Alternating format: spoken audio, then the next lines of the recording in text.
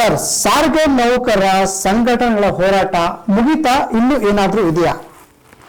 ಖಂಡಿತ ಮುಗಿದಿದೆ ಅಂತ ಯಾವುದೇ ಕಾರಣಕ್ಕೂ ಹೇಳೋದಕ್ಕಾಗಲ್ಲ. ಸಾರಿಗೆ ಸಂಘಟನೆಗಳು ಇರ್ತಕ್ಕಂಥದ್ದೇ ಸಾರಿಗೆ ನೌಕರರ ವಿಚಾರವಾಗಿ ಮತ್ತು ವಿಚಾರವಂತಿಕೆ ಮೇಲೆ ಚರ್ಚೆಗಳನ್ನ ಮತ್ತು ಸಂಘಟನಾತ್ಮಕವಾಗಿ ಸರ್ಕಾರ ನಡೆಸ್ತಾ ಇರ್ತಕ್ಕಂಥದ್ದು ಮತ್ತು ಆಡಳಿತಾಧಿಕಾರಿಗಳು ಏನು ಮಾಡ್ತಾ ಇದ್ದಾರೆ ಅದರ ಬಗ್ಗೆ ತಿಳಿಸೋದಕ್ಕೋಸ್ಕರ ಸಂಘಟನೆಗಳು ಇರ್ತಕ್ಕಂಥದ್ದು. ಮುಗಿದಿದೆ ಅಂತಕ್ಕಂಥ ವಿಚಾರವನ್ನು ನಾನು ಹೇಳೋದಕ್ಕೆ ಸಾಧ್ಯ ಇಲ್ಲ. ಹಾಗಿದ್ರೆ ಈಗ ನೌಕರು ಕಾಯ್ತಾ ಇದ್ದಂತಹ ವೇತನ ಹೆಚ್ಚಳ 12.5% ವೇತನ ಹೆಚ್ಚಳ ಮಾಡಿ ಸರ್ಕಾರ ಈಗಾಗಲೇ ಒಂದು ನಿರ್ಧಾರ ಫೈನಲ್ ಮಾಡಿಬಿಟ್ಟಿದೆ. ಅದು ಪ್ರಕಟ ಕೂಡ ಆಗಿದೆ. ಈ ಹಂತದಲ್ಲಿ ನಿಮ್ಮ ಮುಂದಿನ ಕಥೆ ಏನು? ಸರ್, ಈಗ ಹಿಂದೆ ಒಂದು ತಿಂಗಳ ಹಿಂದೆ, ಸುಮಾರು 2 ತಿಂಗಳ ಹಿಂದೆ ಅಂತಾನೆ ತಗೊಳ್ಳೋಣ, ಸಾರಿಗೆ ಸಂಘಟನೆಗಳು ಜಂಟಿ ಕ್ರಿಯಾ ಸಮಿತಿಯ ಫಲವಾಗಿ ಎಲ್ಲ ಥರದ ಹೋರಾಟಗಳನ್ನ ಮಾಡ್ಕೋತಾ ಬಂದಿದ್ದು.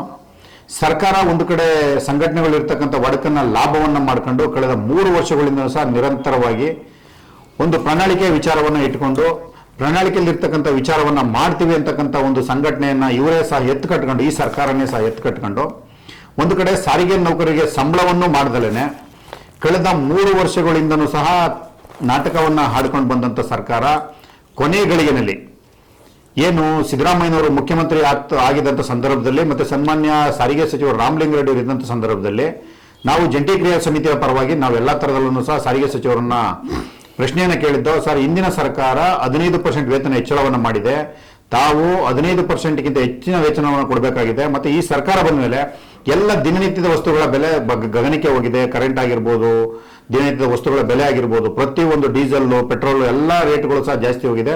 ನೀವು ನಮಗೆ ಯಾವ ಮಾನದಂಡದ ಆಧಾರದ ಮೇಲೆ ಸಂಬಳವನ್ನು ಹೆಚ್ಚಳ ಮಾಡ್ತಾ ಇದ್ದೀವಿ ಅಂತಕ್ಕಂಥ ಪ್ರಶ್ನೆಯನ್ನು ಮಾಡಿದಂಥ ಸಂದರ್ಭದಲ್ಲೂ ಸಹ ಇಲ್ಲ, ನಿಮಗೆ ಉತ್ತಮವಾದಂಥ ಸಂಬಳವನ್ನು ಮಾಡಿಕೊಡ್ತೀವಿ ಅಂತೇಳಿ ಸಂಘಟನೆಗಳಲ್ಲೇ ಇರ್ತಕ್ಕಂಥದನ್ನ ಡಿವೈಡ್ ಮಾಡಿಕೊಂಡು ಒಂದು ಕಡೆ ಪ್ರಣಾಳಿಕೆಯಲ್ಲಿ ಇರ್ತಕ್ಕಂಥದನ್ನ ಜಾರಿ ಮಾಡ್ತೀವಿ, ನಿಮ್ಗೆ ಯಾಕೆ ನಾವು ಮಾಡ್ತೀವಿ ಅಂತಕ್ಕಂಥ ವಿಚಾರವನ್ನು ಇಟ್ಕೊಂಡು ಸಂಘಟನೆಗಳ ಒಡುಕನ್ನ ಲಾಭವನ್ನು ಮಾಡ್ಕೊಂಡಿದ್ದಂಥದ್ದು ಸರ್ಕಾರ. ಓಕೆ ಸರ್, ಈಗ ಸಂಘಟನೆಗಳು ಯಾರ ಜೊತೆ ಶಾಮೀಲಾಗಿ ನೌಕರರ ಬದುಕಿಗೆ ಕೊಳ್ಳಿ ಇಟ್ಟರು ಅಥವಾ ಅವ್ರ ಕನಸಿಗೆ ಬೆಂಕಿ ಹಚ್ಚಿದ್ರು ಅನ್ನೋ ಪ್ರಯತ್ನ ಆಗ್ತದೆ. ಯಾಕಂತಂದ್ರೆ ಒಂದು ಕಡೆ ಒಂದು ಸಂಘಟನೆ ಗುಂಪು ಒಕ್ಕೂಟ ಸರಿಸಮಾನ ವೇತನ ಬೇಕು ಅಂತ ಒಂದು ಕಡೆ ಹೋರಾಟ ಮಾಡುತ್ತೆ, ಇನ್ನೊಂದು ನೀವಿದಂತಹ ಜಂಟಿ ಸಮಿತಿಯ ಸಂಘಟನೆಗಳು ಒಂದು ಗುಂಪಾಗಿ 25% ಬೇಕು ನಮಗೆ ವೇತನ ಹೆಚ್ಚಳ ಅಂತಂದು ಹೇಳಿ ಕೇಳಿದ್ರಿ. ಸರ್ಕಾರ ನಿಮ್ಮಿಬ್ಬರು ಮಾತಿಗೂ ಬೆಲೆ ಕೊಡ್ದೇನೆ, ಸೊ ತಂದದ್ದು 12.5%. ಸರ್, ಈಗ ಸರ್ಕಾರ ಬರೋದಕ್ಕಿಂತ ಮುಂಚೆ ನಾವು 24ರಲ್ಲೇ ಸಹ ಹಿಂದೆ ಅನ್ಬುಕುಮಾರ್ ಅವರು ವ್ಯವಸ್ಥಾಪನಾ ನಿರ್ದೇಶಕರಿರ್ತಾರೆ, ರಾಮಲಿಂಗಾರೆಡ್ಡಿ ಸಾಹೇಬರು ಬಂದಂಥ ಸಂದರ್ಭದಲ್ಲಿ 23ರ ಆಸುಪಾಸಿನಲ್ಲಿ ನಿಮಗೆ ವೇತನ ಹೆಚ್ಚಳವನ್ನು ಮಾಡಿಕೊಟ್ಟಿದ್ದೀವಿ, 24ರ ಕೊನೆಯ ಗಳಿಗೆಯಲ್ಲಿ ನಿಮಗೆ ವೇತನ ಹೆಚ್ಚಳವನ್ನು ಮಾಡಿಕೊಡ್ತೀವಿ ಅಂತಕ್ಕಂಥ ಒಂದು ಭರವಸೆಯನ್ನು ನೀಡುತ್ತೆ. ಮತ್ತೆ ಟಿಕೆಟ್ ದರವನ್ನು ಸಹ ಹೆಚ್ಚಳ ಮಾಡ್ಕೊಳ್ಬೇಕಾಗುತ್ತೆ ಅಂತಕ್ಕಂಥದ್ದು ಹಲವಾರು ವಿಚಾರಗಳನ್ನ ಇಟ್ಕೊಂಡು ನಮ್ಮನ್ನ ಮುಂದಕ್ಕೆ ಹಾಕ್ತಾ ಕೆಲಸವನ್ನ ಮಾಡುತ್ತೆ. ಒಂದು ಕಡೆ ಸರ್ಕಾರನೇ ತನ್ನದೇ ಪ್ರಣಾಳಿಕೆಯಲ್ಲಿ ತಂದಿದ್ದೀವಿ, ವೇತನ ಸರ್ಕಾರಿ ನೌಕರರ ಸರಿಸಮದ ವೇತನವನ್ನು ಪ್ರಣಾಳಿಕೆಯಲ್ಲಿ ಜಾರಿ ಮಾಡ್ತೀವಿ ಅಂತಕ್ಕಂಥ ವಿಚಾರವನ್ನ ಇಟ್ಕೊಂಡು ಮತ್ತೊಂದು ಸಂಘಟನೆಯನ್ನ ತಮ್ಮ ಜೊತೆಯಲ್ಲೇ ಇಟ್ಕೊಂಡು ಕಳೆದ 3 ವರ್ಷಗಳಿಂದ ಸರ್ಕಾರನೇ ನಮ್ಮ ಸಾರಿಗೆ ನೌಕರರ ಬಾಯಿಗೆ ಮಣ್ಣಾಗ್ತಕ್ಕಂಥ ಕೆಲಸವನ್ನ ಮಾಡ್ತೇ ಹೊರತು ಇಲ್ಲಿ ಯಾವುದೇ ಸಂಘಟನೆಗಳ ಪಾತ್ರ ಇಲ್ಲ ಅಂತಕ್ಕಂಥದ್ದನ್ನ ನಾನು ನೇರವಾಗಿ ಹೇಳ್ತೀನಿ. ಜಂಟಿ ಕ್ರಿಯಾ ಸಮಿತಿ 2024ರಿಂದನೂ ಸಹ ಏನು 2023 ಮಾರ್ಚ್ ತಿಂಗಳಲ್ಲಿ ಸಂಬಳ ಹೆಚ್ಚಳ ಆಗುತ್ತೆ 15% ಸಂಬಳ, ಅವತ್ತಿನಿಂದನೂ ಸಹ 24ರ ವೇತನದ ಹೋರಾಟವಾಗಿ ವಿಚಾರವನ್ನ ಇಟ್ಟುಕೊಂಡು ಹೋರಾಟವನ್ನು ಮಾಡ್ಕೊಂಡು ಬಂದಿರ್ತೀವಿ.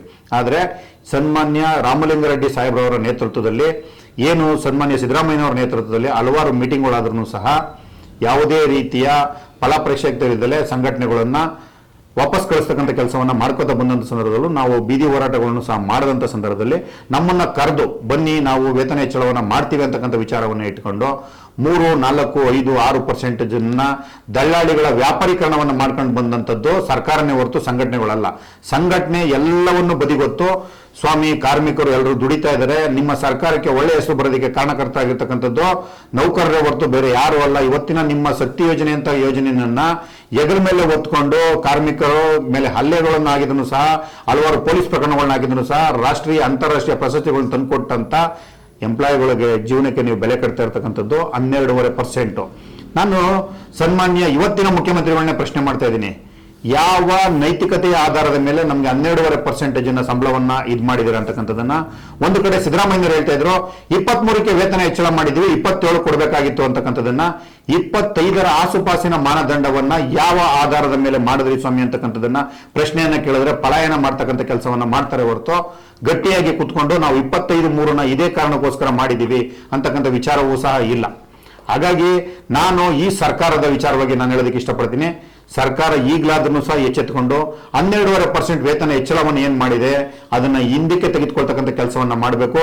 ಹಿಂದೆ ಬಿಜೆಪಿ ಸರ್ಕಾರನೂ ಸಹ ಇದೇ ರೀತಿ ಕಾರ್ಮಿಕ ದ್ರೋಹಿಯಾಗಿ ನಡೆದುಕೊಂಡಿದ್ದಕ್ಕೆ ನಮ್ಮ ಕಾರ್ಮಿಕರು ಯಾವ ರೀತಿಯಲ್ಲಿ ಮೂಲೆ ಗುಂಪನ್ನ ಮಾಡಿದ್ದಾರೆ ಅಂತಕ್ಕಂಥದ್ದನ್ನ ಮುಂದಿನ ದಿನಗಳಲ್ಲಿ ಕೆಲವು ಸರ್ಕಾರಗಳು ನೋಡ್ಬೇಕಾಗುತ್ತೆ ಅಂತಕ್ಕಂಥದ್ದನ್ನ ನಾನು ನಿಮ್ಮ ವಾಹಿನಿ ಮುಖಾಂತರ ಹೇಳೋದಕ್ಕೆ ಇಷ್ಟಪಡ್ತೀನಿ. ಯಾಕೆ ಅಂತಂತಂದ್ರೆ ಕಾರ್ಮಿಕರು ಹೊಸದಿದ್ದಾರೆ. ನೀವು ಪ್ರತಿಯೊಂದು ಇಲಾಖೆ ಹೊರ ತೆಗೆದುಕೊಂಡಂತ ಸಂದರ್ಭದಲ್ಲಿ ಅವರನ್ನ ಒಂದು ತರ ನೋಡ್ತೀರಾ. ಸಾರಿಗೆ ನೌಕರರು ಅಂತಂದ್ರೆ ಮಲತಾಯಿ ಧೋರಣೆ ಯಾಕೆ ಅಂತಕ್ಕಂಥದ್ದು ನನ್ನ ನೇರವಾದಂತ ಪ್ರಶ್ನೆ. ಇವತ್ತಿನ ಸಾರಿಗೆ ಸಚಿವರಿಗೂ ಮತ್ತೆ ಇವತ್ತಿನ ಮುಖ್ಯಮಂತ್ರಿಗಳಿಗೇನೆ ನಾನು ನೇರವಾಗಿ ಪ್ರಶ್ನೆ ಮಾಡ್ತೀನಿ. ಯಾಕೆ ಅಂತಂದ್ರೆ ಸಾರಿಗೆ ನೌಕರರು ಅಂತಂದ್ರೆ ಯಾಕೆ ಇಬ್ಬಗೆ ನೀತಿ ಇನ್ನು ಎಲ್ಲಿಯವರೆಗೆ ನಮ್ಮನ್ನ ಇದೇ ರೀತಿ ಮಲತಾಯಿ ಧೋರಣೆಯಲ್ಲಿ ತೆಗೆದುಕೊಂಡು ಹೋಗ್ಬೇಕು ಅಂತ ಮಾಡಿದ್ದೀರಾ ಅಂತಕ್ಕಂಥದ್ದನ್ನ ನಾನು ನೇರವಾಗಿ ಪ್ರಶ್ನೆ ಮಾಡ್ತೀನಿ ಸರ್. ಓಕೆ ಸರ್, ಈಗ ನೀವು ಹೇಳಿದ್ರಿ ಸರ್ಕಾರ 12.5 ಅಂದ್ರೆ ಈಗೇನು ಮಾಡಿದೆ ಅಗ್ರಿಮೆಂಟು, ಇದನ್ನ ಹಿಂದಿನ ಸರ್ಕಾರದಲ್ಲಿ 24 ಮಾಡಿದ್ರೆ 27 ಮಾಡಬೇಕು ಅಂತಾನೆ ಹೇಳ್ತು ಅಂತ ಹೇಳ್ತೀರಾ. ಆದ್ರೆ ಹಿಂದೆ ಮಾಡಂತ ಆರ್ಡರ್ನ ಯಾಕೆ ಸಂಘಟನೆಗಳು ನೀವು ಅದನ್ನೇ ಇಟ್ಕೊಂಡು ಪ್ರಶ್ನೆ ಮಾಡಲಿಲ್ಲ? ಅದನ್ನ ಗಟ್ಟಿ ಮೊದಲು ಹಿಡ್ಕೋಬೇಕು, ಅದನ್ನ ಹಿಡ್ಕೊಂಡು ಮುಂದೆ ಹೋಗ್ಬೇಕಾಗಿತ್ತು. ಅದನ್ನ ಬಿಟ್ಟು ಮತ್ತೆ ನೀವು ಮುಂದಿನ ವಿಷಯಕ್ಕೆ ಮುಂದಿನ ವೇತನ ಹೆಚ್ಚಳಕ್ಕೆ ಯಾಕೆ ಕೈ ಹಾಕಿದ್ರಿ? ಸರ್ ಖಂಡಿತ ಈ ವಿಚಾರದಲ್ಲಿ ಹಿಂದೆ ಇದ್ದಂತ ಅನ್ಬುಕರವರನ್ನು ಪ್ರಶ್ನೆ ಮಾಡಿದೀವಿ ನಾವು ವ್ಯವಸ್ಥಾಪನಾ ನಿರ್ದೇಶಕರನ್ನು. ಸರ್ ಅವ್ರೇನ್ ಹೇಳಿದ್ರು 2019ರ ವೇತನದ ಹೆಚ್ಚಳದ ಏನಿದೆ ಬಾಪ್ತಿಗೆ ಆ ಬಾಪ್ತಿಗಾಗಿ ಮಾಡ್ತಾ ಇದ್ದೀವಿ. 23 ನಾವು ತರಾತುರಿ ಚುನಾವಣೆ ಬಂದಿರಿಂದ ಆ ದಿನಾಂಕವನ್ನಷ್ಟೇ ಘೋಷಣೆ ಮಾಡಿದ್ದೀವಿ. 2019ರ ವೇತನದ ಹೆಚ್ಚಳದ ಅನುಗುಣವಾಗಿ ನಾವು ಮಾಡಿದ್ದೀವಿ. ಇಲ್ಲೆಲ್ಲೂ ಸಹ ನಾವು ಇದನ್ನ ಯಾವುದೇ ಕಾರಣಕ್ಕೂ ಕಾನೂನನ್ನು ಉಲ್ಲಂಘನೆ ಮಾಡಿಲ್ಲ ಅಂತಕ್ಕಂಥ ವಿಚಾರವನ್ನು ಇಟ್ಕೊಂಡು ಒಬ್ಬ IAS ಆಫೀಸರೇ ಸಹ ಈ ವಿಚಾರವನ್ನು ಹೇಳಿದಂತ ಸಂದರ್ಭದಲ್ಲಿ ನಾವು ಅವರ ಮಾತನ್ನು ನಂಬಿದ್ದೀವಿ. ಒಂದು ಅದಾದ ನಂತರದಲ್ಲಿ ಸಿದ್ದರಾಮಯ್ಯನವರು ಸಹ 2 ಮಾತುಕತೆಯನ್ನು ಕರೀತಾರೆ. ಆ ಮಾತುಕತೆಯಲ್ಲಿ ಆಯ್ತಪ್ಪ ಸರ್ಕಾರ ಈಗ ತಾನೇ ಬಂದಿದೆ, ನಿಮ್ಮ ಸಂಬಳವನ್ನು ಹೆಚ್ಚಳ ಮಾಡ್ಕೊಡ್ತೀವಿ, ಸ್ವಲ್ಪ ಕಾಲಾವಕಾಶ ಕೊಡಿ ಅಂತ ಕೇಳಿದಂತ ಮಾನ್ಯ ಮುಖ್ಯಮಂತ್ರಿಗಳು ಏಕಾಏಕಿ 23ರಿಂದ ಯೂಟರ್ನ್ ಅನ್ನು ಹೊಡೆದು 27 ಇವರ ಅಜೆಂಡಾ ಏನಿದೆ ಅಂತಂದ್ರೆ 23 ಕೊಟ್ಟಿದ್ದೀವಿ 27ಕ್ಕೆ ಕೊಡಬೇಕು ಅಂತಕ್ಕಂಥ ವಿಚಾರದಲ್ಲಿ ಇಟ್ಕೊಂಡು ಬಂದಂತ ಸಂದರ್ಭದಲ್ಲಿ ನಾನೇನು ಕೇಳ್ತಾ ಇದ್ದೀನಿ, ಸ್ವಾಮಿ ನಿಮ್ಮ ಚುನಾವಣೆ ಇದೆ ಅಂತಕ್ಕಂಥದ್ದು 28ರ ಆಸುಪಾಸು ಜನವರಿನಲ್ಲಿ ಚುನಾವಣೆ ಇದೆ ಅಂತಕ್ಕಂಥ ಒಂದು ಅಸ್ತ್ರವನ್ನು ಇಟ್ಕೊಂಡು ಕಾರ್ಮಿಕರಿಗೆ 15 ತಿಂಗಳು ಹೊಟ್ಟೆ ಮೇಲೆ ಹೊಡಿತಕ್ಕಂಥ ಕೆಲಸವನ್ನು ಮಾಡ್ತಾ ಇದ್ದೀರಲ್ಲ. 1970ರಿಂದನೂ ಸಹ 4 ವರ್ಷದ ವೇತನ ಪರಿಷ್ಕರಣೆಗಳು ನಡ್ಕೊ ಬಂದಿದೆ. ಮಧ್ಯದಲ್ಲಿ ಬದಲಾದ್ರೂ ಸಹ ಮತ್ತೆ ತಿರ್ಗಾ ಅವತ್ತಿನ ಸರ್ಕಾರಗಳು ಮತ್ತೆ ಬದಲಾವಣೆಯನ್ನು ಮಾಡಿ ಮತ್ತೆ 4 ವರ್ಷಕ್ಕೊಂದ್ಸಲ ವೇತನ ಪರಿಷ್ಕರಣೆಯನ್ನು ಮಾಡ್ಕೊ ಬಂದಿದ್ದಾರೆ. ನಾವೇನು ನಿಮ್ಮನ್ನ ರಾಜ್ಯ ಸರ್ಕಾರಿ ನೌಕರು ಮಾಡಿ ಅಂತ ಕೇಳಲಿಲ್ಲ, ಇಲ್ಲ ಸಮಾನ ವೇತನ ಕೊಡಿ ಅಂತಾನು ಕೇಳಲಿಲ್ಲ. ಯಾಕಂದ್ರೆ ನಿಮ್ ಸರ್ಕಾರ ಸಮಾನ ವೇತನ ಕೊಡೋದಿಲ್ಲಪ್ಪ, ನಮ್ ಕೈಲಿ ಆಗಲ್ಲ ಅಂತಕ್ಕಂಥದ್ದನ್ನ ನಮ್ಮ ಮುಂದೆ ಗಟ್ಟಿ ಧ್ವನಿನಲ್ಲಿ ಮಾನ್ಯ ಮುಖ್ಯಮಂತ್ರಿಗಳು ಮತ್ತೆ ಸಾರಿಗೆ ಸಚಿವರು ಅಂದಿನ ಸಾರಿಗೆ ಸಚಿವರು ತಿಳಿಸಿದಂತ ಸಂದರ್ಭದಲ್ಲಿ ನಾವು ಒಂದು ಉತ್ತಮವಾದಂತಹ ವೇತನ ಪರಿಷ್ಕರಣೆ ಆಗಲಿ, ಕಾರ್ಮಿಕರ ಇವತ್ತಿನ ಏನಿದೆ ಹಸುವಿನಾದರೂ ನೀಗಲಿ ಅಂತಕ್ಕಂಥ ವಿಚಾರದಲ್ಲಿ ನಾವು ನಿಮ್ಮಗಳ ಜೊತೆ ಉತ್ತಮವಾದಂತಹ ವೇತನ ಪರಿಷ್ಕರಣೆ ಮಾಡಿಕೊಡಿ ಅಂತ ಕೇಳಿದ್ರೆ ಏಕಪಕ್ಷೀಯವಾದಂತ 12.5% ವೇತನ ಹೆಚ್ಚಳವನ್ನ ನೀವು ಇವತ್ತು ಘೋಷಣೆ ಮಾಡಿದ್ದೀರಾ. ಅದು ಯಾವ ರೀತಿಯಲ್ಲಿ 1/4/25ರ ವಿಚಾರ ತೆಗೆದುಕೊಂಡು ಮಾಡಿದ್ದೀರಾ. ಯಾಕಂದ್ರೆ ಸರ್ಕಾರ 28ರ ಆಸುಪಾಸಿನ ಚುನಾವಣೆ ಬರುತ್ತೆ, ಮತ್ತೆ ಸಾರಿಗೆ ನೌಕರು ನಮ್ಮನ್ನ ಸಂಬಳ ಕೇಳೋದಕ್ಕೆ ಬರ್ತಾರೆ ಅಂತಕ್ಕಂಥ ವಿಚಾರವನ್ನ ಇಟ್ಕೋತೀರಾ. ಅದೇ ಬೇರೆ ಇಲಾಖೆಗಾದ್ರೆ ತದೇಕವಾಗಿ ನಿಮಗೆ ಕೇಳಿದಷ್ಟು ಸಂಬಳವನ್ನು ಕೊಟ್ಕೊಂಡು ನಡೆಸ್ತಾ ಇದ್ದೀರಾ. ಸರ್ ಬರ್ತೀನಿ, ಬೇರೆ ಇಲಾಖೆಗೂ ನಿಮಗೂ ಇರೋ ಸಂಬಂಧಪಟ್ಟ ವಿಷಯಕ್ಕೆ ಸಂಬಂಧ ಬರ್ತೀನಿ ನಾನು. ಈಗ ಇನ್ನೊಂದು ವಿಚಾರಕ್ಕೆ ಬರ್ತೀನಿ. ಈಗ ನಿಮ್ಮ ಸಂಘಟನೆ ಆಗ ಜಂಟಿ ಸಮಿತಿಯಲ್ಲಿತ್ತು, ಜಂಟಿ ಸಮಿತಿ ಮುಷ್ಕರಕ್ಕೆ ಕರೆ ಕೊಟ್ಟಿತ್ತು. ಆ ಮುಷ್ಕರಕ್ಕೆ ಕರೆ ಕೊಟ್ಟಂತಹ ಸಂದರ್ಭದಲ್ಲಿ ಅಂದ್ರೆ ಹಿಂದಿನ ದಿನದಲ್ಲಿ ನೀವು ಮುಷ್ಕರನ ವಾಪಸ್ ತಗೋತೀರಾ, ಆ ಜಂಟಿ ಸಂಘಟನೆಯಿಂದ ಹೊರಗೆ ಬರ್ತೀರಾ. ಹಾಗಿದ್ರೆ ನಿಮ್ಮ ಮೇಲೆ ಏನಾದರೂ ಪ್ರಭಾವ ಆಗಿತ್ತಾ, ಅಥವಾ ಯಾರಾದರೂ ಒತ್ತಾಯ ಮಾಡಿದ್ರಾ, ಅಥವಾ ಬೇರೆ ಯಾರಾದ್ರೂ ಏನು ಪ್ರಾಮಿಸ್ ಮಾಡಿದ್ರಾ? ಏನು ಹಿಂದಿನ ಕತೆ, ಅಸಲಿ ಕತೆ ಏನು ಸರ್? ಈಗ ಜಂಟಿ ಕ್ರಿಯಾ ಸಮಿತಿನಲ್ಲಿ ನಾವು ಜೊತೆನಲ್ಲೇ ಬಂದು ಒಂದು ಉತ್ತಮವಾದಂಥ ಸಂಬಳ ಕೊಡಿಸಬೇಕು, ಕಾರ್ಮಿಕರಿಗೆ ಯಾವುದೇ ರೀತಿ ಅನ್ಯಾಯ ಆಗಬಾರ್ದು ಅಂತಕ್ಕಂಥದ್ದು ವಿಚಾರದಲ್ಲಿ ಇಟ್ಕೊಂಡಿದ್ದು. ಆದರೆ ಜಂಟಿ ಕ್ರಿಯಾ ಸಮಿತಿಯ ವಕ್ತಾರರೇ ಸಹ ಅವರ ಜೊತೆಲಿದ್ದಂಥ ಸಹಪಾಠಿಗಳ ಮೇಲೆ ಒಂದು ಆರೋಪವನ್ನು ಮಾಡ್ತಾರೆ, ಕೋಟಿಗಟ್ಟಲೆ ಹಣವನ್ನು ತೆಗೆದುಕೊಂಡು ದುರುಪಯೋಗ ಪಡಿಸ್ಕೊಂಡಿದ್ದಾರೆ ಅಂತಕ್ಕಂಥ ಒಂದು ವಿಚಾರವನ್ನು ಹೇಳ್ಕೊಂಡಂಥ ಸಂದರ್ಭದಲ್ಲಿ ಜಂಟಿ ಕ್ರಿಯಾ ಸಮಿತಿಯಲ್ಲಿ ದೊಡ್ಡ ಮಟ್ಟದ ಬಿರುಕು ಶುರುವಾಗುತ್ತೆ. ತದನಂತರದಲ್ಲಿ ಒಬ್ಬರು ಮಾತನ್ನು ಒಬ್ರು ಕೇಳದೇ ಇರತಕ್ಕಂಥ ಸಂದರ್ಭವನ್ನು ವಕ್ತಾರರೇ ವ್ಯಕ್ತಪಡಿಸ್ತಾರೆ. ಹಾಗಾಗಿ ನಿಮ್ಮದೇ ವಾಹಿನಿಯಲ್ಲಿ ಬರುತ್ತೆ, ಎಲ್ಲ ತರದಲ್ಲೂ ಬರುತ್ತೆ. ಇದಕ್ಕೆ ಪ್ರಮುಖವಾಗಿ ಕಾರಣಕರ್ತರು ವಕ್ತಾರರ ಹೊರತು ಬೇರೆ ಯಾರು ಅಲ್ಲ. ಹಾಗಾಗಿ ನಾವು ಅವತ್ತಿನ ಸಂದರ್ಭದಲ್ಲಿ ಮತ್ತೆ ಆಡಳಿತ ಮಂಡಳಿ ಮತ್ತೆ ಅವತ್ತಿನ ಏನು ಸರ್ಕಾರ ಕಾನೂನಾತ್ಮಕವಾಗಿ ಏನು ಕ್ರಮಗಳನ್ನ ತೆಗೆದುಕೊಳ್ಬೇಕು ಅಂತಕ್ಕಂಥ ಒಂದು ವಿಚಾರವನ್ನು ಮನದಟ್ಟು ಮಾಡ್ಕೊಂಡಿತ್ತು. 21ರಲ್ಲಿ ಆದಂತ ಮತ್ತೆ ಆ ರೀತಿಯ ಅನಾಹುತಗಳು ಆಗಬಾರ್ದು, ಕಾರ್ಮಿಕರ ಮೇಲೆ ಯಾವುದೇ ರೀತಿಯಲ್ಲೂ ಸಹ ಪರಿಣಾಮಗಳು ಬೀರಬಾರ್ದು. ಮತ್ತೆ ಸರ್ಕಾರ ಒಂದು ಕಡೆ 12.5% ವೇತನ ಹೆಚ್ಚಳವನ್ನು ಮಾಡ್ತೀವಿ ಅಂತಕ್ಕಂಥ ವಿಚಾರವನ್ನ ಘೋಷಣೆ ಮಾಡಿರ್ತಾರೆ. ಎಂಪ್ಲಾಯಿ ಒಂದು ರೀತಿಯಲ್ಲಿ ಗೊಂದಲ ಇರ್ತಾರೆ, ನಾವು ಕೆಲಸಕ್ಕೆ ಹೋಗ್ಬೇಕಾ, ಕೆಲಸ ಮಾಡಬೇಕಾ, ಇಲ್ಲಾಂದ್ರೆ ಮುಷ್ಕರದಲ್ಲಿ ಭಾಗಿಯಾಗಬೇಕಾ ಅಂತಕ್ಕಂಥ ಗೊಂದಲದಲ್ಲಿ ಇದ್ದಂಥ ಸಂದರ್ಭದಲ್ಲಿ ನಾವು ದುಡಿತಕ್ಕಂಥ ವರ್ಗದ ಪರವಾಗಿ ನಿಂತಂಥವರು, ದುಡಿತಕ್ಕಂಥ ವರ್ಗದಿಂದ ಬಂದಂಥ ರಿಯಾಕ್ಷನ್ ಅನ್ನು ತೆಗೆದುಕೊಂಡು ಅವರನ್ನು ಯಾವ ರೀತಿಯಲ್ಲಿ ಏನ್ ಮಾಡಬೇಕು, ಮುಷ್ಕರ ಮಾಡಬೇಕಾ ಬೇಡವಾ ಅಂತಕ್ಕಂಥ ವಿಚಾರವನ್ನು ತೆಗೆದುಕೊಂಡಂಥ ಸಂದರ್ಭದಲ್ಲಿ, ಇಲ್ಲ ಸರ್ಕಾರದ ಜೊತೆ ಕೂತು ಮಾತಾಡಿ ಸಮಸ್ಯೆನ ಬಗೆಹರಿಸಿಕೊಳ್ಬೇಕು ಅಂತಕ್ಕಂಥ ವಿಚಾರದಲ್ಲಿ ಮಾತಾಡಿದ ಸಂದರ್ಭದಲ್ಲಿ ಜಂಟಿ ಕ್ರಿಯಾ ಸಮಿತಿಯ ಕೆಲವು ನಾಯಕರುಗಳು ಇಲ್ಲ ನಾವು ಮುಷ್ಕರಕ್ಕೆ ಹೋಗಲೇಬೇಕು ಅಂತಕ್ಕಂಥ ದಾರಿಯನ್ನು ಹಿಡಿತಾರೆ. ಆ ವಿಚಾರದಲ್ಲಿ ನಮಗೆ ಸ್ವಲ್ಪ ಕಸಿವಿಸಿ ಆಗುತ್ತೆ. ಮತ್ತೆ ಮುಂದಿನ ದಿನದಲ್ಲೂ ಸಹ ಕೂತು ಮಾತಾಡೋದಕ್ಕೆ ಸರ್ಕಾರ ಜೊತೆ ಅವಕಾಶಗಳು ಇರುತ್ತೆ ಅಂತಕ್ಕಂಥ ವಿಚಾರವನ್ನು ಇಟ್ಕೊಂಡು, ಮತ್ತೆ ಏನು ವಕ್ತಾರರು ಹಣದ ವಿಚಾರದಲ್ಲಿ ಇವ್ರು ಹೋಗಿ ಏನ್ ಮಾತಾಡ್ಕೊಂಡು ಬಂದಿರ್ತಾರೆ, ಯಾರ ಪ್ರಭಾವಗೊಳಗೋಗಿ ಯಾರು ಹಣ ಇಸ್ಕೊಂಡ್ಬಂದ್ರು ಅಂತಕ್ಕಂಥ ವಿಚಾರದಲ್ಲಿ ನಾವು ಕಂಪ್ಲೇಂಟ್ ಮಾಡಿ ಅಂತಾನು ಕೇಳ್ತೀವಿ. ಯಾರಿಗೆ ಜಂಟಿ ಕ್ರಿಯಾ ಸಮಿತಿ ವಕ್ತಾರರು ಕೇಳ್ತೀವಿ, ನೀವು ಯಾರು ನಿಮ್ಮ ಮೇಲೆ ಬಂದಿರತಕ್ಕಂಥ ಹಣದ ಆರೋಪ ಏನಿದೆ ಇದ್ರ ಮೇಲೆ ನೀವು ಸತ್ಯ ಹರಿಶ್ಚಂದ್ರರಾಗಿದೆ, ನೀವು ಒಂದು ಕಂಪ್ಲೇಂಟ್ ಕೊಡಿ ಅಂತಾನು ಕೇಳ್ತೀವಿ. ಇವರು ಆ ವಿಚಾರದಲ್ಲೂ ಸಹ ಯಾವುದೇ ಕಾರಣಕ್ಕೂ ಏನು ಮಾತನಾಡೋದಿಲ್ಲ. ಹಾಗಾಗಿ ನಮಗೆ ಒಂದು ಕಡೆ ಮನಸ್ಸಿಗೆ ನೋವಾಗುತ್ತೆ, ಒಂದು ಕಡೆ ಪ್ರಾಮಾಣಿಕವಾಗಿ ಸಂಘಟನೆ ಜೊತೆ ಹೋಗ್ತಾ ಇರತಕ್ಕಂಥ ಸಂದರ್ಭದಲ್ಲಿ ಜಂಟಿ ಕ್ರಿಯಾ ಸಮಿತಿಯ ವಕ್ತಾರ ಎನಿಸ್ಕೊಂಡವರು ಇಂಥ ಸಂದರ್ಭದಲ್ಲಿ ಹಣದ ಒಂದು ವಿಚಾರವನ್ನು ತೆಗೆದುಕೊಂಡು ಬಂದಂಥ ಸಂದರ್ಭದಲ್ಲಿ ನಾವು ಜಂಟಿ ಕ್ರಿಯಾ ಸಮಿತಿಯಲ್ಲಿ ಇರೋದು ಬೇಡ ಅಂತಕ್ಕಂಥ ವಿಚಾರವನ್ನು ಇಟ್ಕೊಂಡು ಅವತ್ತಿನ ನಮ್ಮ ಸಂಘಟನೆ ಪ್ರಮುಖರಲ್ಲಿ ಇರತಕ್ಕಂಥ ಎಲ್ಲರನ್ನ ಮಾಹಿತಿಯನ್ನು ಪಡ್ಕೊಂಡು ಹೊರಗಡೆ ಹೋಗ್ತಕ್ಕಂಥ ಕೆಲಸವನ್ನ ಮಾಡ್ತೀವಿ ಸರ್ ನಾವು ಈ ವಿಚಾರದಲ್ಲಿ. ಹಾಗಾಗಿ ಯಾರು ವಕ್ತಾರರು ಹಣದ ವಿಚಾರ ಇರ್ಬೋದು, ಮತ್ತೆ ಅವತ್ತಿನ ರಾಜಕಾರಣದ ವಿಚಾರ ಆಗಿರ್ಬೋದು, ಯಾರ ಜೊತೆ ಪ್ರಭಾವಕ್ಕೆ ಒಳಗಾಗಿದ್ದಾರೆ ಅಂತಕ್ಕಂಥದನ್ನ ವಕ್ತಾರ ಸ್ಪಷ್ಟಪಡಿಸಬೇಕೆ ಹೊರತು ನಾವ್ಯಾರು ಅಲ್ಲ ಜಂಟಿ ಕ್ರಿಯಾ ಭಾಗವಾಗಿ.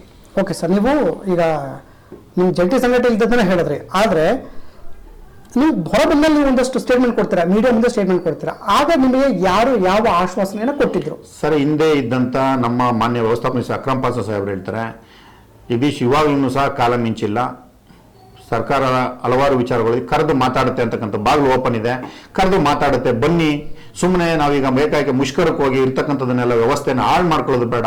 ಒಂದ್ ಕಡೆ ಸಾರಿಗೆ ಅಂತಂದ್ರೆ ಉತ್ತಮವಾದಂಥ ಒಂದು ಹೆಸರಿದೆ, ಅದನ್ನ ಮತ್ತೆ ನಾವೆಲ್ಲರೂ ಸೇರಿ ಕಾಪಾಡ್ಕೊಂಡು ಹೋಗ್ಬೇಕು ಅಂತಕ್ಕಂಥ ವಿಚಾರವನ್ನ ಆಶ್ವಾಸನೆಯನ್ನು ಕೊಟ್ಟಿರ್ತಾರೆ. ಇನ್ಕ್ರಿಮೆಂಟ್ ಸ್ಲಾಬ್ಗಳು ಹೆಚ್ಚಳವನ್ನು ಮಾಡಿಕೊಡೋಣ ಬನ್ನಿ ಅಂತಕ್ಕಂಥ ವಿಚಾರವನ್ನು ಹೇಳಿರ್ತಾರೆ. ಇನ್ಕ್ರಿಮೆಂಟ್ ಸ್ಲಾಬನ್ನು ಸಹ ಹೆಚ್ಚಳ ಮಾಡಿದರೆ ಒಂದು ವಿಚಾರದಲ್ಲಿ ನಾವು ಇವತ್ತಿನ ಸರ್ಕಾರವನ್ನು ಮತ್ತೆ ಸಾರಿಗೆ ಸಚಿವರನ್ನು ಒತ್ತಾಯ ಮಾಡ್ತಾ ಇರ್ತಕ್ಕಂಥದ್ದು ಇಷ್ಟೇ. ಹಿಂದೆ ಬಿಜೆಪಿ ಸರ್ಕಾರ ಕೊಟ್ಟಿರ್ತಕ್ಕಂಥದ್ದನ್ನು ದಯಮಾಡಿ ತಾವು ಮತ್ತೊಮ್ಮೆ ಮರುಪರಿಶೀಲನೆ ಮಾಡಿ 1/1/24 ದಿನಾಂಕವನ್ನು ಬದಲಾವಣೆ ಮಾಡಿ. ಯಾಕೆ ಬದಲಾವಣೆ ಮಾಡಬೇಕು ಅಂತಕ್ಕಂಥದ್ದನ್ನು ನಾನು ಹೇಳ್ತೀನಿ. ದಯಮಾಡಿ ಸಾವಿರಾರು ನೌಕರರು ಇವತ್ತು ನಿವೃತ್ತಿ ಆಗ್ತಾ ಇದ್ದಾರೆ. ನಿವೃತ್ತಿ ಆಗದಂತ ನೌಕರರ ಶಾಪ ನಿಮ್ಮ ಸರ್ಕಾರಕ್ಕೆ ತಟ್ಟಬಾರದು. ಯಾಕೆ ಅಂತಂತಂದ್ರೆ ಅವರ ನೈಜತೆಯ ಬದುಕಿದೆ. 30-35 ವರ್ಷಗಳ ತನ್ನ ಯೌವನದ ಸುದೀರ್ಘವಾದ ದಿನವನ್ನು ಕಳೆದಿದ್ದಾನೆ. ಕೊನೆ ಗಳಿಗೆಯಲ್ಲಿ ಸರ್ಕಾರನೇ 15 ತಿಂಗಳು ಮೋಸವನ್ನ ಮಾಡಿ ವೇತನ ಪರಿಷ್ಕರಣೆಯನ್ನು ಮಾಡಿದ್ರೆ ಇವತ್ತು ದುಡಿತಕ್ಕಂಥ ವರ್ಗಕ್ಕೆ ₹1-2 ಸಿಗುತ್ತೆ. ನಮ್ಮಲ್ಲಿ ಪೆನ್ಷನ್ ಸಹ ಇಲ್ಲ, ಮತ್ತೆ ಗ್ರಾಚ್ಯುಟಿನೂ ಸಹ 3 ವರ್ಷ 4 ವರ್ಷ ಕಳೆದ ಮೇಲೆ ಕೊಡ್ತಾ ಇರ್ತಕ್ಕಂಥದ್ದು ನೀವುಗಳೆಲ್ಲರೂ ಸಹ. ಮತ್ತೆ ಒಂದ್ ಕಡೆ PF ಸಹ ಸರಿಯಾದಂತ ರೀತಿಯಲ್ಲಿ ಸಿಗ್ತಾ ಇಲ್ಲ.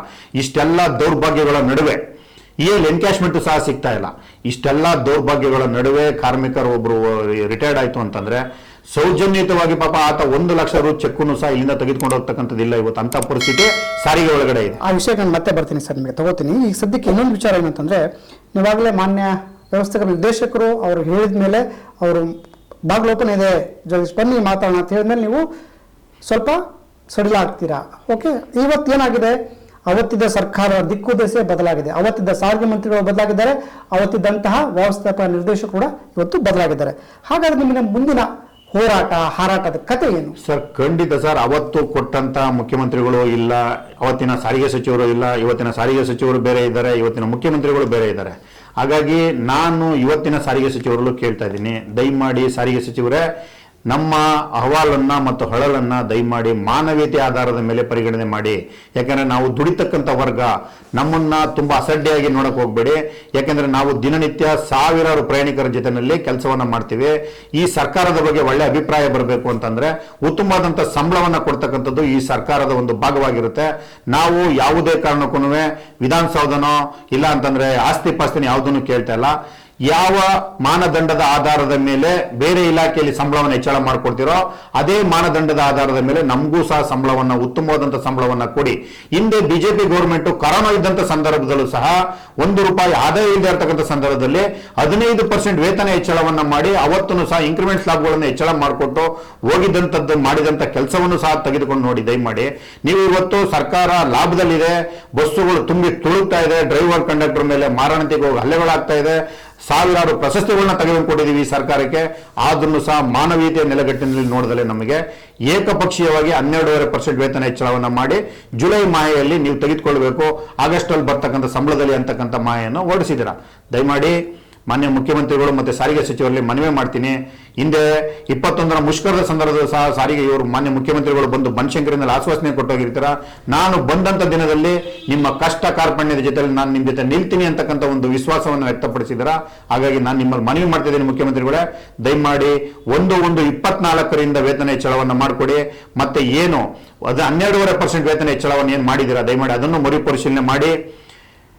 ಬಿಜೆಪಿ ಸರ್ಕಾರ ಕೊಟ್ಟಿರ್ತಕ್ಕಂಥ 15%ಗಿಂತ ಅತಿ ಹೆಚ್ಚು 25% ನಾವು ಕೇಳಿದೀವಿ ಇವತ್ತು ನಿಮ್ಮ ಹತ್ರ. ಆಯ್ತು, ನಮ್ಮ ಜೊತೆ ಸಂಘಟನೆಗಳ ಜೊತೆ ನೀವು ನೆಗೋಷಿಯೇಷನ್ ಮಾಡದಲ್ಲ ಏಕಪಕ್ಷೀಯ ಒಂದ್ ಕಡೆ ಸರ್ಕಾರದ ಕಾರ್ಮಿಕ ಇಲಾಖೆ ಜೊತೆ ಇನ್ನೂ ಸಹ ಚರ್ಚೆ ನಡೀತಾ ಇದೆ, ಒಂದ್ ಕಡೆ ಕೋರ್ಟ್ನಲ್ಲೂ ಸಹ ಈ ಕೇಸ್ ಇದೆ. ಆದ್ರೂ ಸಹ ಏಕಪಕ್ಷೀಯ ನಿರ್ಣಯವನ್ನು ತೆಗೆದುಕೊಂಡಿರ್ತಕ್ಕಂಥದ್ದು ಎಲ್ಲೋ ಒಂದ್ ಕಡೆ ಸರ್ಕಾರ ನಮ್ಮ ಮೇಲೆ ಮಾಡಿರ್ತಕ್ಕಂಥ ಗದಪ್ರಹಾರ ಅಂತಕ್ಕಂಥದ್ದನ್ನು ನಾನು ನೇರವಾಗಿ ಹೇಳೋದಕ್ಕೆ ಇಷ್ಟಪಡ್ತೀನಿ ಸರ್. ಓಕೆ, ಈಗ ವಿಷಯ ಕೋರ್ಟಲ್ಲಿ ಇದೆ.